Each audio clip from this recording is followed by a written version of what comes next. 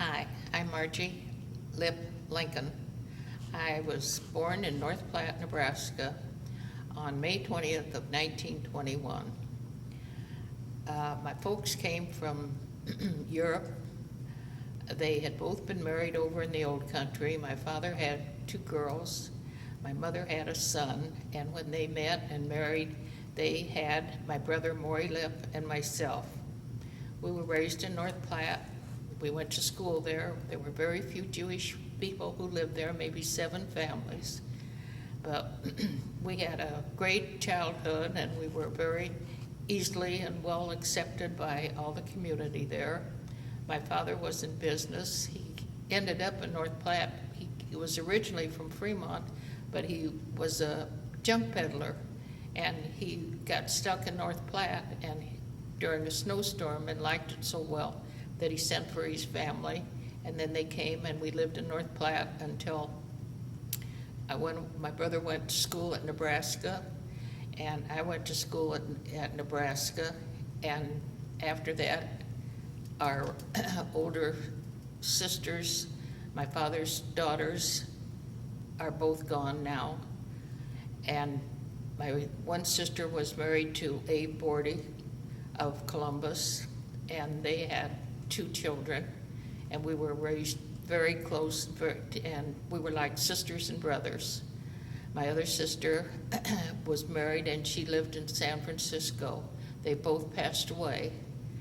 My mother's son lived in Chicago, and he was married, and he passed away as a young man, and we miss them all. We were a very close-knit family.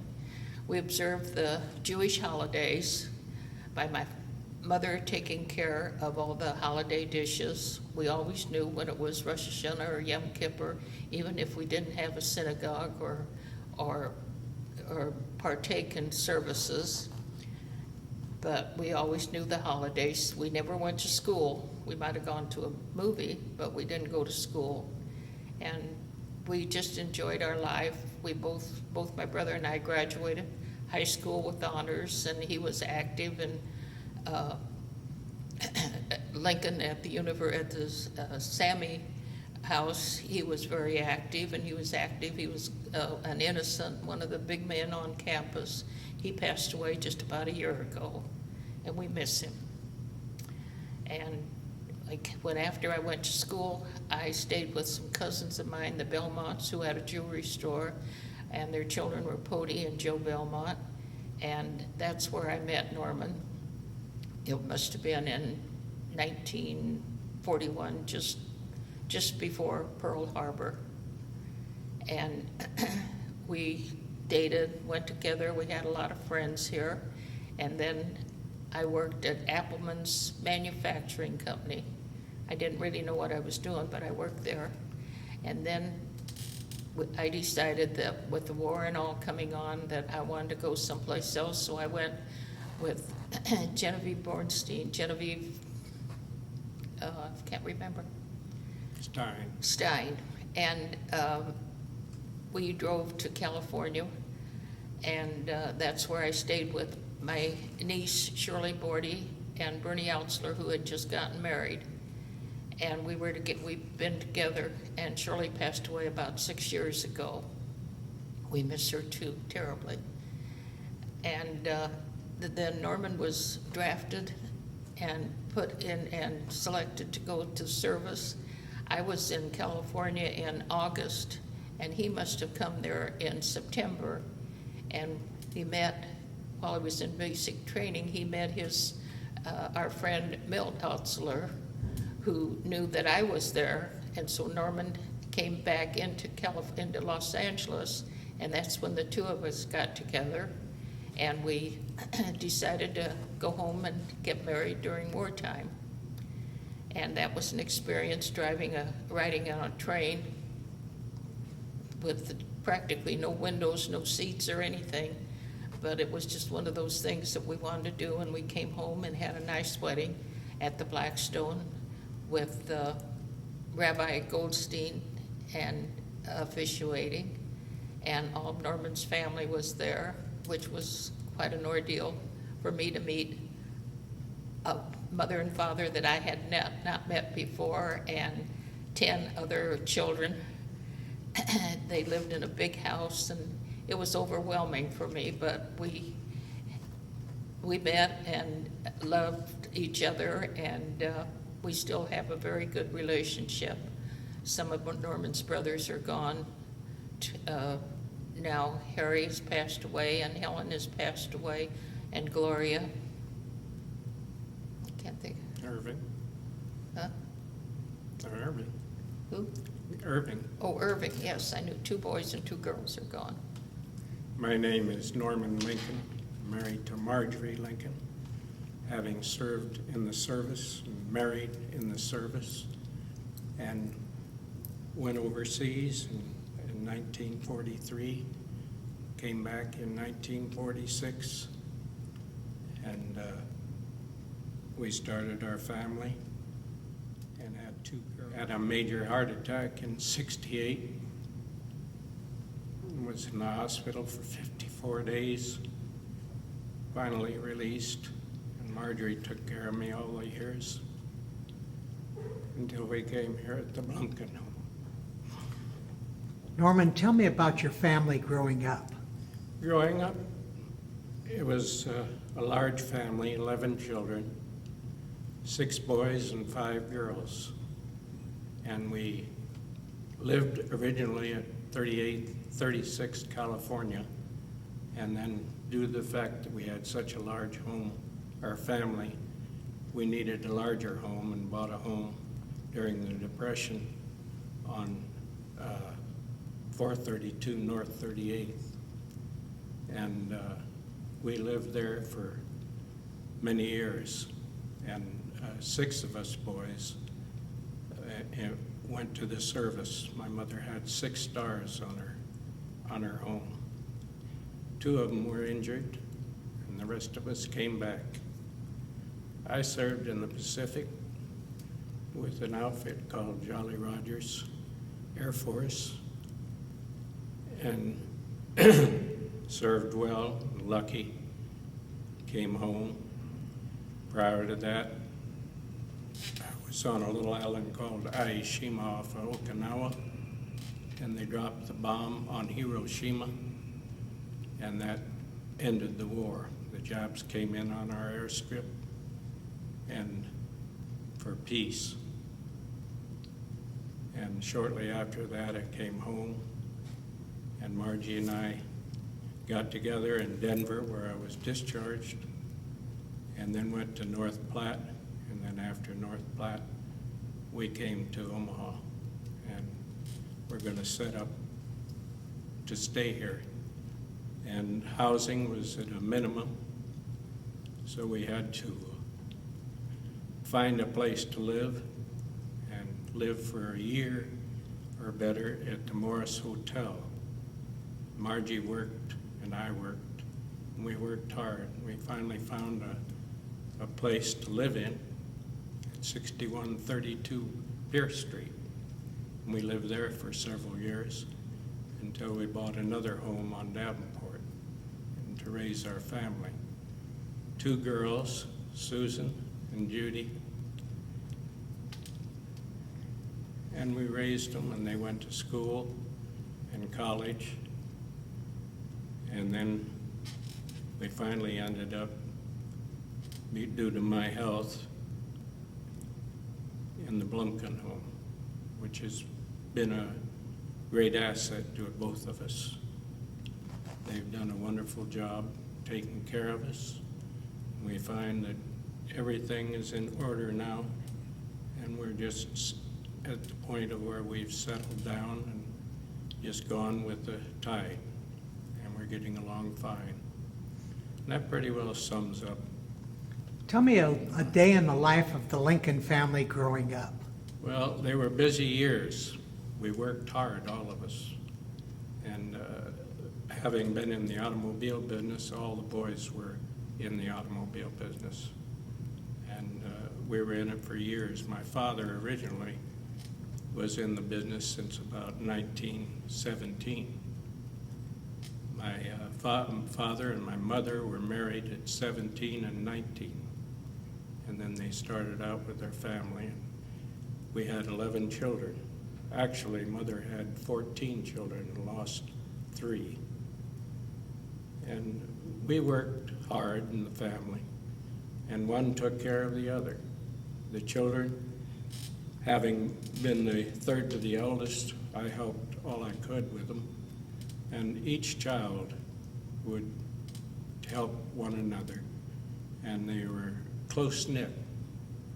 Didn't need many friends because they were all within 2 years of age difference.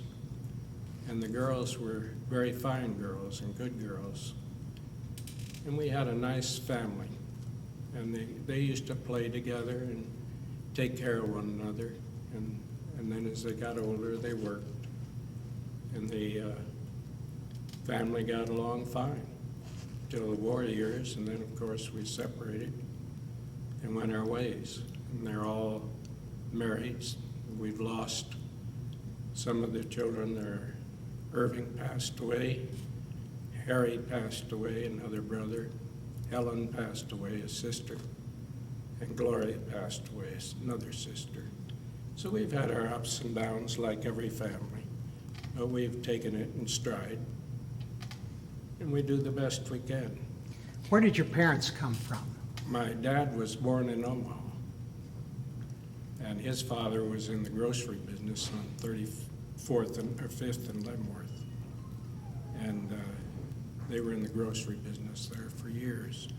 Now, in later years, Albert's took over the grocery store, Louis Albert. And my grandfather used to go to the market in a mule and a wagon, pick up groceries and what he needed for the store. And he was a nice fellow, hard worker, very hard worker, and strict, very strict and orthodox. And that's what their background was. And I think in the family there were about 7 children in their family. And our family is huge, really. It extends into Council Bluffs and all the surrounding area. There was a family picnic at one time in Elmwood Park, and we had over 300 people. Benson Park. Benson Park. That were there, and there's a picture that now is in the Historical Society that depicts all the people and all the relatives. It's unbelievable. Over 300 people. Picture was taken in 2 sections. And of the 2 sections, to get it together, they had to take and send the pictures down to Texas to have them into one because of the multitude of people. There were relatives there that I never knew, and it was uncanny because there are still relatives I don't know that are somewhere in California. For instance, Margie and I, when we were on the coast, my mother came out to visit her sisters, and they had a picnic in Griffith Park. I'll never forget it. And there were relatives I didn't even know existed that we met in California. And it was probably as huge an affair as we had with the pictures taken in Benson Park. Huge family, and they kept generating. Did your father have brothers and sisters? Yes, he had brothers and sisters. He had, let's see, there was Jenny Gross, and there was Eva, and that was a sister. She wasn't married. Eddie. And Eddie, and there was one brother, or one uncle, Harry, that passed away. And he was also in the service in the First World War. And I never met him. My brother Harry was named after him. And he died in prior to 21, somewhere around 20, I imagine. And it was a large family too. Where did your mother come from? My mother came from Lithuania. No, not Latvia. She and my Aunt Katie, who was a sister of hers, came over from Latvia together. B.A. Simon of Simon Meats, which is now Well, Omaha Steaks. Omaha Steaks, was her brother, Ben Simon. And she had several brothers too. And her family was large. So that's where you get all these relatives. And the mishpucha was unbelievable. Your mother's sisters, Yeah. Katie. Katie London from Council Bluffs, she had a large family. She had 8 children. Petey. And Petey. And Edith is another child. She's here, Edith Cohn. She's in the home also. And I mean, it just goes on and on. Marie and Alice. The family was huge, just huge. What year were you born? I was born in 1921. Here in Omaha? Mhm. Margie, tell me a little bit about growing up in North Platte. Well, I don't know what, it was a very normal time for us. We were very close to our neighbors. We were always treated with the utmost of respect, because they all knew that we were Jewish, and there were not a great many Jewish people there.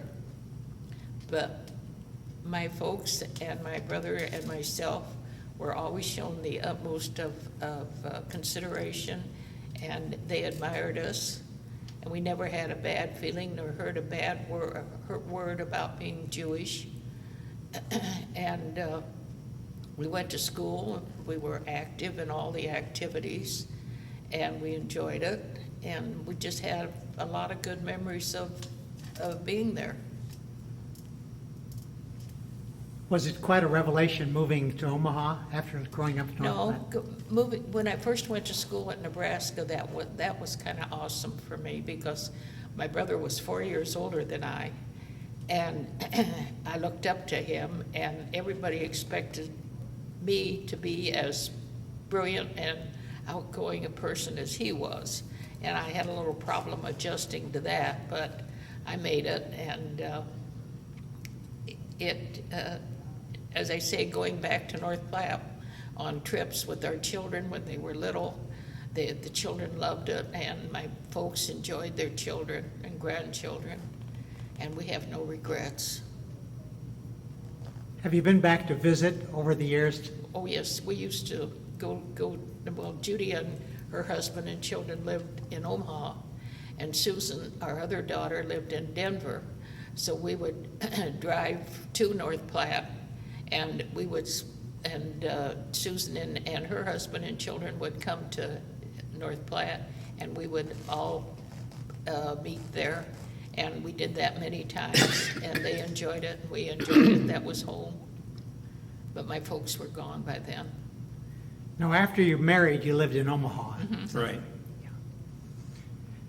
Growing up, what was it like going to school when you had the number of children you had? Well, kids looked after kids. You know, we helped one another and went to school together. And we walked to school, went to Saunders School on 41st and Cass, every one of us. So we knew all the teachers pretty well, and the principal lived next door to us on 38th. And it was an entertaining time, and it was a time of learning. And the kids were well-mannered and well-dressed and behaved themselves, so we had no problems in the school. Did any of your siblings go on to college? Yes, Susan went on, and Judy too. They both went. I told them when they went to college, I said, you girls have to go for 1 year. And if you like it, then continue. And if you don't, you don't have to. So Susan said she'd go for the year, and Judy said she'd go for the year, but Judy didn't like it. Susan did. And Susan became a journalist. That was her course. She took up journalism. That's what she liked. And she's presently with a large company, has been for 15 years in Denver. And she works for Dex. And formerly she worked for Quest. So she's well versed in her occupation and likes it.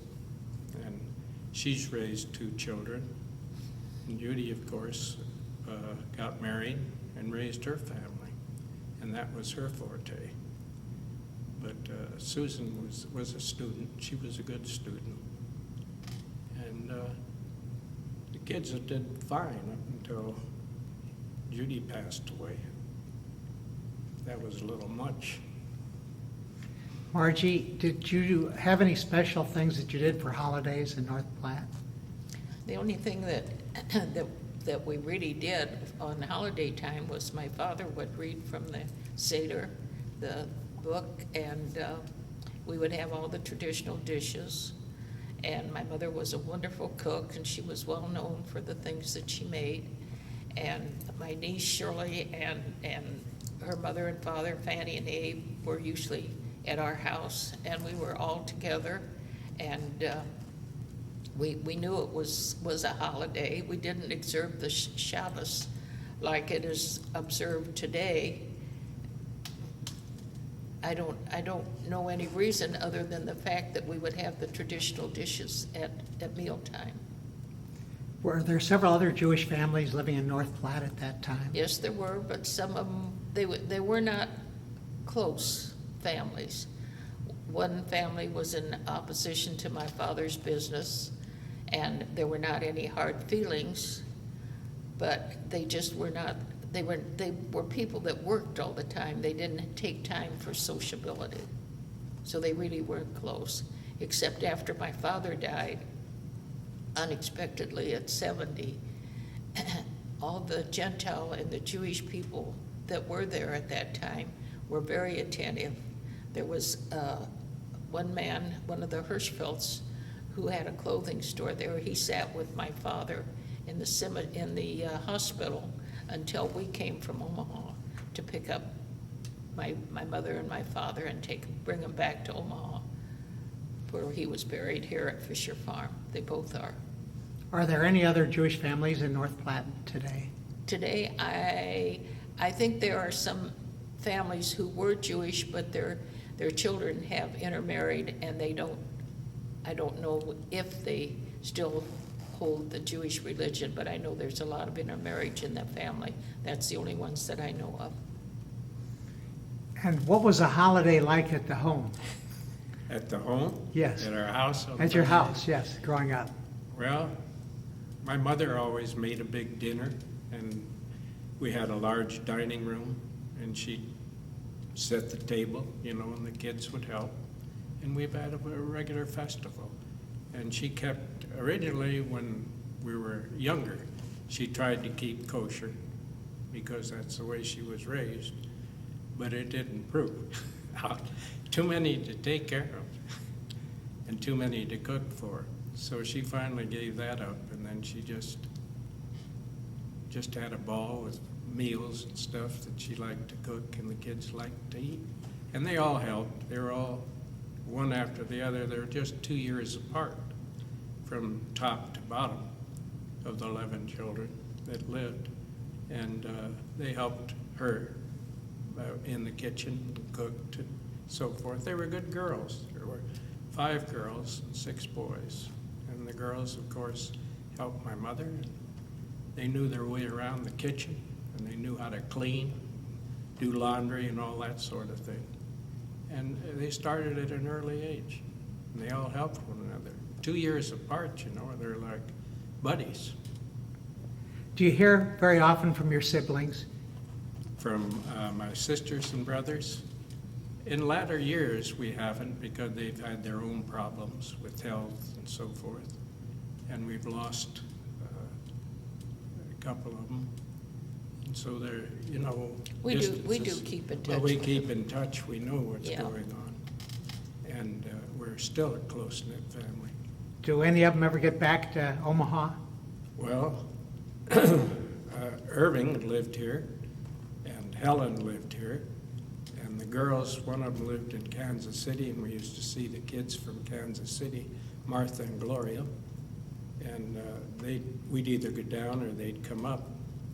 And then Harold and Joey lived here for years, And then they moved to San Diego with another brother, Harry. So we didn't see them so very often because they never came back after they once got out there. And we didn't go out there. But when they did come back here, there were times that we would make arrangements that they could all come back and go in and see the house on 38th Street where they all lived. That's where they all wanted to go. They all wanted to come and see the house where they lived. Did So the we- house appear smaller to them? No, it was a huge home. There were 19 rooms in that home, and big rooms, and there were like 7 bedrooms, and 4 girls used to sleep when they were younger in the sleeping porch, which we called the sleeping porch. We had 3 twin beds there, and then there were 2 other bedrooms. So there were 7 bedrooms and 3 floors. So there was ample space, and that's what we needed. Was that before air conditioning? Yeah, Yes. there was no air conditioning, but the home was well built, and it retained coolness, and you didn't need it really. You'd open the windows, you get some breeze. It was double row brick. It was constructed like an office building, really, built after the tornado of 13, and it was built with steel beams, which is unusual. Tile roof, it was double row brick. It was a beautiful home. It belonged to the Hines Hayden family here in Omaha. Many years ago, Hines was in the grain elevator business, and Hayden was in the Hayden stores. You probably remember those. So it was interesting. It had a history, and a fellow by the name of Latenzer built it. He was the architect. So it was well built, like an office building. Tell me a little bit about your business. Our car business? Well, we've been in that many years. My Uncle Harry, my father's brother, originally started after he got out of the First World War. And he got into the business in 1917. And my father joined him with a brother and an uncle. And it was Lincoln Motor Company at those years. And they were located on 22nd and Harney for many years. And then after that, of course, we boys, my father got out of that organization and started his own. And then we went with my dad till the Depression years. And then we lost quite a bit, like everyone else. And I started a business in 39 until the war years. And then when they took me, well, it ended that. There was no business then. Automobiles were out of the question for retail or wholesale or whatever. And cars were scarce too. The production had stopped, as you remember. From 42 to 46, there were no cars built. And then after the war, of course, we got back in it. And how long were you in the business after the war? Well, I was in it after the war until 1968, from 46 to 68, when I had my massive. Then I quit. I was told to quit. I had a lot of heart damage, and I couldn't function anymore in that capacity. Had enough. And the children didn't really, they thought I was taking their brother away from them. So he explained to them that we were married and I was part of the family and that we were all together. And after we had that talk with the children, the ages they were, I think Martha was 13, Betty was 10, and on up. And we have always had a very, very close relationship. And I was always accepted as part of the family from that day on, even to this day. When we would come home on leave, on furloughs or everything, I thought I would help my mother-in-law a little bit, and there were times when there would be a few dishes on a Sunday, and I would go in the kitchen and kind of do up the dishes and try to make some brownie points. And this maybe it'd be around 10 o'clock in the morning, and by 2 o'clock in the afternoon, I'm still in the kitchen doing dishes because the kids kept coming. And then they, especially on Sundays, they had a lot of friends, and they would come over, and they all were welcome, and it was really a very happy family.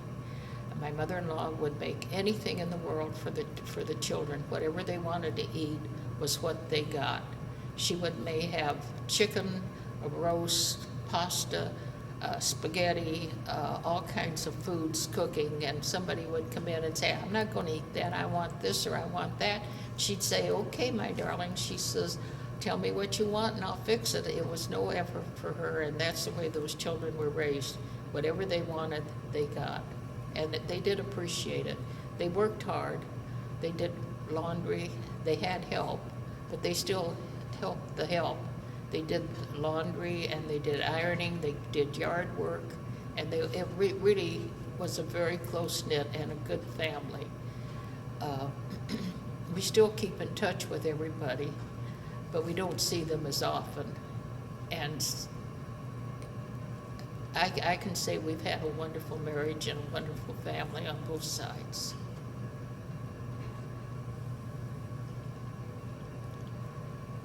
I want to hear about after you were married, where you lived and so on. Where we lived at the Morris Hotel after we were married and came back from the service. We lived there for almost a year, I think it was. And Margie at that time was working practically across the street from the Morris Hotel with her sister-in-law, Libby, for Maury Feldman. I don't know what they did there, something It was government. a CPA. It was a ration board type thing after the war. And I worked at the automobile agency. And then we bought finally, I was over in Iowa buying some cars, and Margie had been looking for homes, and she teamed up with a realtor by the name of Van Alstine. He was very nice to her, and homes were scarce. You couldn't find a home to live in, and apartments were as bad. And so I was in Iowa, and I called her, and she said she found a little house on 6132 Pierce. And I said, well, will it work? She says, yeah. I said, well, then buy it. So she did, and we stayed there for 10 years. And I added on a room to it, and it was a nice little home for the size that it had. And I put in a central air conditioner, I'll never forget, and it was water cooled. So when the thing would work, I had spigots on both sides of the house, and when the water that go through the machine would go out in the yard. Well, I had a beautiful lawn. It wasn't for long. It was water grass. So I had to keep it cut pretty close, and I built the kids a sandbox out back, a big one under a weeping willow tree, and that's where they played.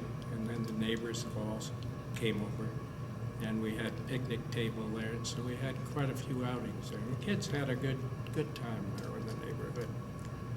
And then we lived there for 10 years, and then after I figured we could do a little better, so we bought a house on Davenport, which was a lovely home, and raised our children there till they went away to college. And then, of course, there were just the two of us.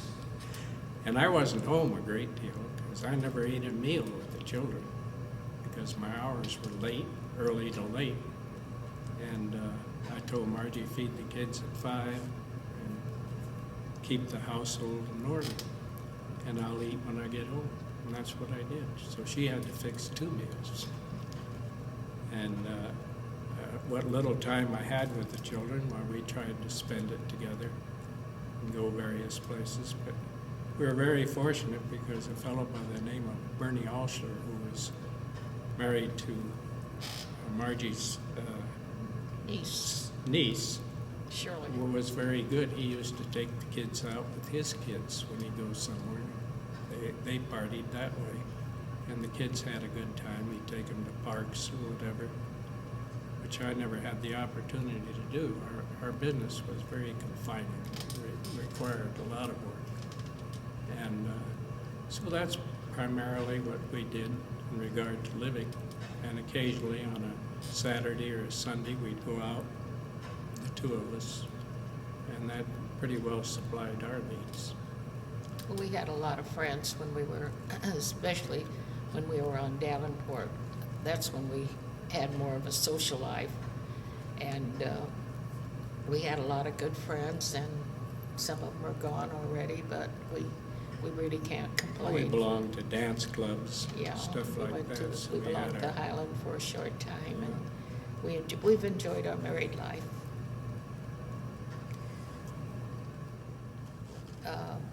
Judy was our oldest daughter. She was born in May 3rd of 1947. Susan was the oldest. Susan was our oldest child. I'm sorry. Susan was our oldest daughter, and she was born May 3rd, 1947. She was a good child. She loved her parents, and we had a lot of fun. It was our first child. In March of 1950, Judy was born. And the two girls, we lived in a small house on Pierce, and they loved that house. And Judy especially loved that house. She cried bitterly when we sold the house and were moving to the other house because she loved all the old things that she had. She was born March 11th of 1950. They were both good girls. They never caused us any problems. They were normal kids. They got into their little spats, and they both had everything. There was really nothing that they were denied. They were good in school, and they were fun kids to be around. They had lots of friends, and they were always welcome. And they had parties at our house, and the kids were glad to come, and they enjoyed their relatives too. And especially they enjoyed the part that my brother Maury and his wife Helen Ellis lived close to us, and we were very close with them. They had two girls, Rocky, who was born 3 weeks before Susan, and Sandy, who was born a year before Judy was born. So they were very close in age, and we were always with them. We always had a lot of fun, and Helen and I were very good friends. The girls were cousins, and they were really very, very close. When the girls went to school at Nebraska, and Norman had his heart attack, it was foolish for us to keep the big house because he worried about taking care of it, and he knew he couldn't do it, so we moved to an apartment at Richland Park. We lived there for about 30-some years, so needless to say, we really liked it and we enjoyed it. It was easy living, and we got along fine. We both had some health problems. I had a couple detached retinas in my eyes. I had a double mastectomy.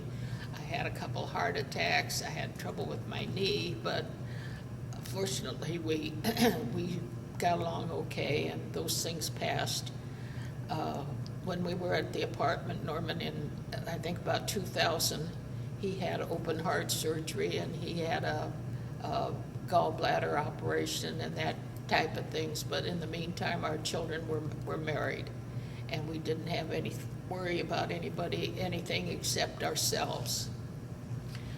Judy lived here in Omaha with her husband and 2 children, and she was a very good, close daughter, as was Susan, who lived in Boise at one time, and then she moved to Denver, and we used to see them often. They came home often. We were all together. And Susan's 2 children, now one boy lives in Phoenix, and her daughter lives in Denver. Her daughter is married, and her Susan's son Dan is married, and he lives in Phoenix with Paige. And I must tell you that the reason we are at the Blumkin home is because we went to Danny's wedding. It was be 2 years in February. And while we were there, we were anxious to get to his wedding. And while we were there, we were at Norman's sister's house, and they had a southwestern type home, and I saw a step, and I said to Norman, "Be careful the step," which of course I missed the step, and I fell, and I broke my pelvis in 4 places and some ribs, and that's why we ended up at the Blumkin home, because we knew that I couldn't take care of myself or take care of Norman. And Judy was very helpful in getting us into the home. And we were there for about 6 months when she passed away. She was very devoted. She came to see us practically every day while we were in the home. She worked at Elisa Lana at Westroads, and she loved what she was doing. She had an aneurysm, which we didn't think too much of because she never complained nor complained about it, but it must have exploded, and that was the reason she passed away. As much as we miss her, it's a blessing that she didn't suffer. Susan lived in Denver, as I say, and her son, Dan, and Paige, his wife, are in Phoenix, and Amy and her husband, Jason, are in Denver. And they have been wonderful to us. The children come to see us all the time, and Susan comes in as often as she can. She is working full-time, but she still manages in the summertime to drive in, which is a long ride, but she comes quite often, and we have a lot of fun going back to the old places to have our fun dinners, the places we remember. What, even with all the new eating places, we still go back to Garot's and La Casa and Big Fred's, and it's been a wonderful life so far.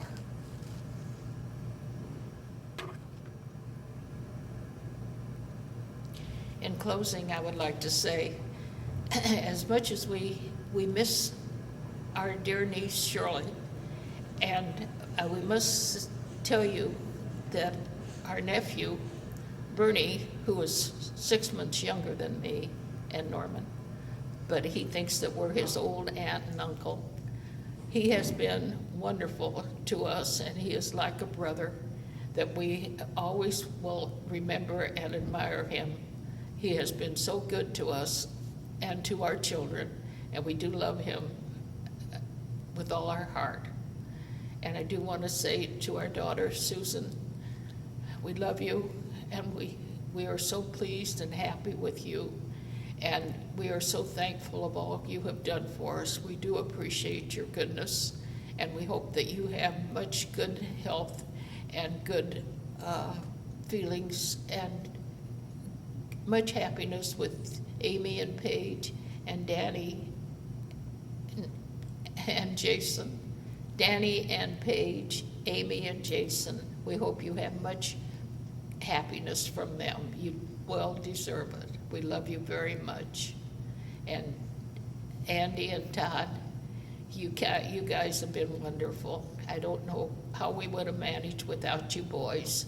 You're good kids. You stay good kids. We love you. We will always have good and happy thoughts about you. Stay well and be good boys. Well, in closing, I wish to express my deep feelings of love to all my family, my brothers, my sisters, my daughters, my daughter-in-laws, my son-in-laws, and may Godspeed have a good life like Margie and I have.